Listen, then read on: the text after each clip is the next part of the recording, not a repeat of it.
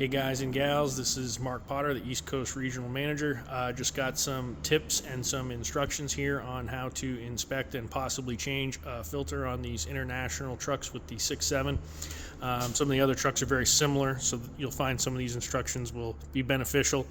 Again, we're going to look at this gauge, this yellow, hopefully it's up in the green on this indicator gauge. If not, it's down here in the red. We want to depress this and road test the vehicle or put it on the road for another day and check and see if it stays up here in the green or if it does go back into the red. This is just an indicator.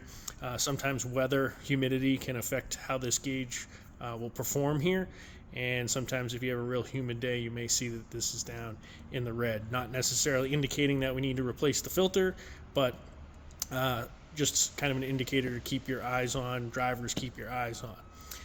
We also want to make sure we have a good seal here up against the hood so that we're getting good clean air into this filter box. Inspecting the filter box is really easy, no tools required on this particular vehicle. It's just two clips on either side and it comes right off. Okay, we're going to inspect the filter on the top.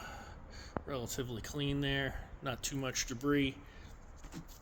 Same, no tools required. You can just pull this right out. And again, we're going to inspect the bottom here.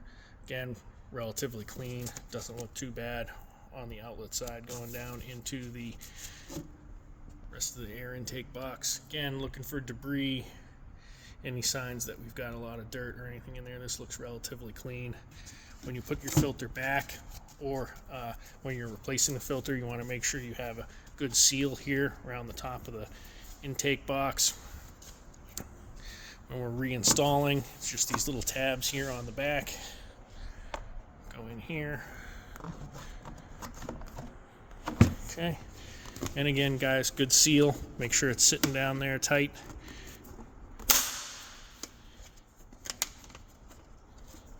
There you go. Good idea to inspect these before trucks go out for their PMs, or at least every other PM, and make sure if it's something we feel that we need to replace, feel free to get with Fleet. If you guys are unsure, ask some questions. If it looks dirty, go ahead and replace it. A lot of times it's beneficial to have these filters here at the branch. Also significantly cheaper. We can get them from JIS, a lot cheaper than we can get them out on the road or out for service, and save you guys some money on your PMs, save some downtime with the trucks, and keep them running and keep them healthy. That's all I got. Have a great day.